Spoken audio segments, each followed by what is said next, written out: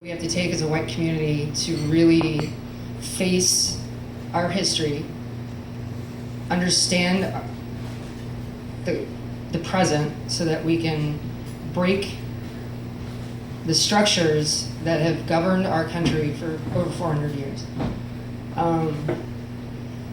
So I make mistakes, right? I'm not an expert. I'm still going through this. I've come a long way on my journey to understanding my impact on my neighbor, my fellow man.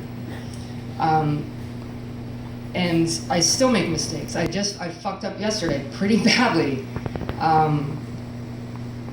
And I was able to rectify it, but you know, anything that I say tonight is really from my experience.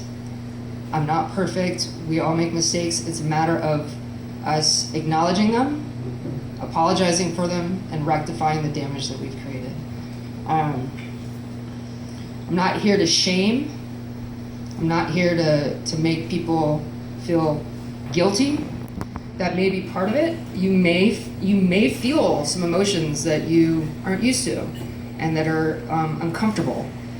And that's part of our process as a white community, to really sit in that discomfort, because we haven't had to before. We should have, but we haven't because of the power structures that are at play. And that's okay. It's okay to feel bad. It's okay to feel however you feel. It's what you do with those feelings that matter. So I'm going to start by defining, doing my best to define what white supremacy is, and then I'll give you a little personal context to really expose my experience and the mistakes that I've made,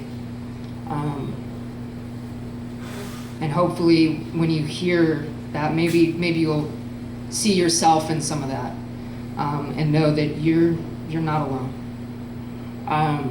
I do also want to acknowledge that some of the things I may say may be triggering to some people,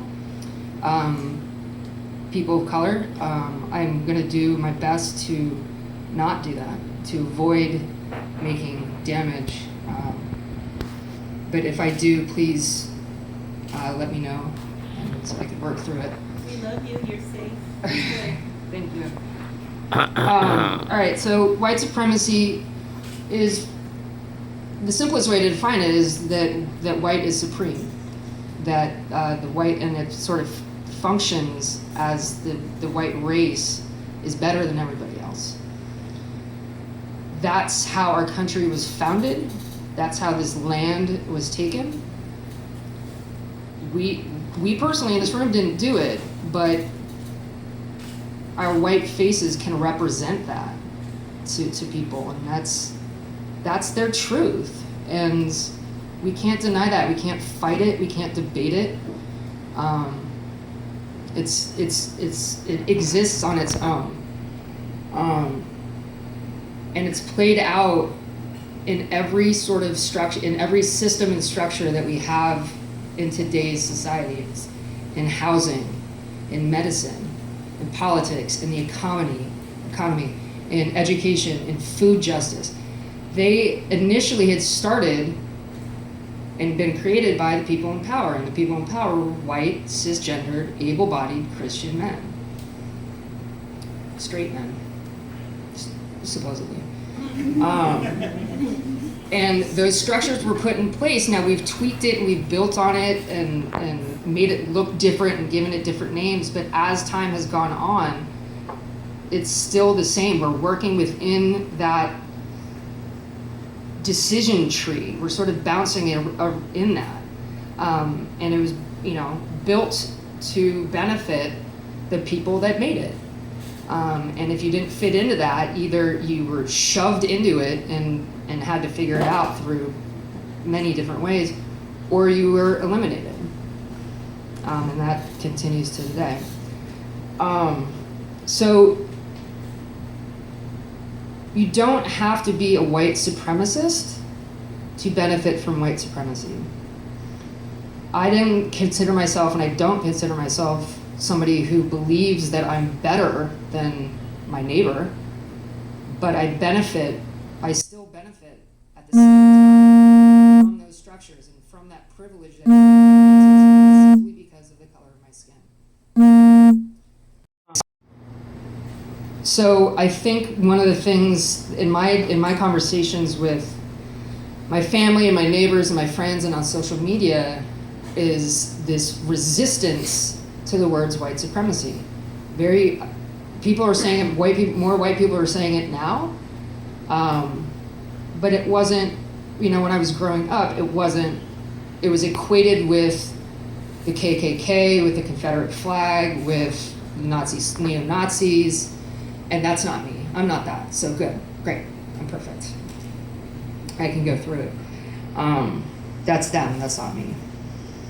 But as I've gone on and through this and really had to self-reflect and challenge myself to understand my impact, there are things that I have done that have perpetuated white supremacy. There are things that I have said that perpetuate white supremacy. Even if I didn't know it, right? Even if I didn't intend to, or I thought I was comfortable in a place and was irreverent with jokes, even with my friends of color, I thought it was fine because I wasn't Heiling Hitler at the same time. What I didn't realize was that I was exercising privilege in a very, very damaging way to my friends of color, because it showed that I wasn't even acknowledging that race is real. Even though it's a social construct and even the biology behind it is, right? Race is real because racism exists.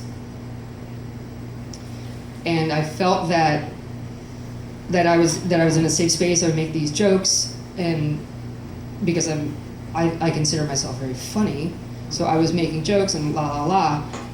But and everybody would laugh, but the damage I was doing, I didn't even see it.